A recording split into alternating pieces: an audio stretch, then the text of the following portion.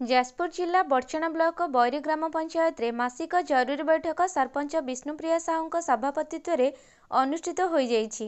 ଏଥିରେ ପଞ୍ଚାୟତର 15ଟି ୱାର୍ଡ ମଧ୍ୟରୁ 12ଟି ୱାର୍ଡର ୱାର୍ଡ ମେମ୍ବରମାନେ ଯୋଗଦେଇ ପଞ୍ଚାୟତର ବିଭିନ୍ନ ଉନ୍ନୟନମୂଳକ କାର୍ଯ୍ୟକ୍ରମ ଉପରେ ଆଲୋଚନା କରିଥିଲେ। ଏଥିରେ ପଞ୍ଚାୟତ ଭବନ ନିର୍ମାଣ ଉପରେ ଲାଗିଥିବା ବିବାଦ ସମ୍ବନ୍ଧରେ ବିସ୍ତୃତ ଭାବରେ ଆଲୋଚନା କରାଯାଇଥିଲା।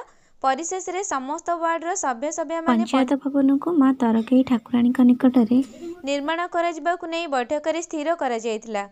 बैठक को कार्यनिर्वाही अधिकारी प्रभात पाणिग्राही परिचालना करथिबा बेले ग्राम रोजगार सेवक प्रणय राणा एवं समस्त वार्डर सभ्य माने उपस्थित रही आलोचना करथिले।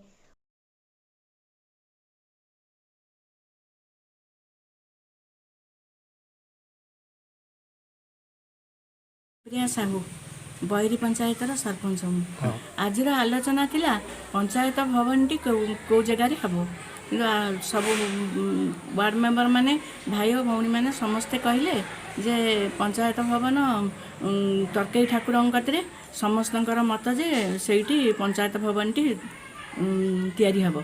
बड़चणारू संतोष राउत को रिपोर्ट संधान न्यूज।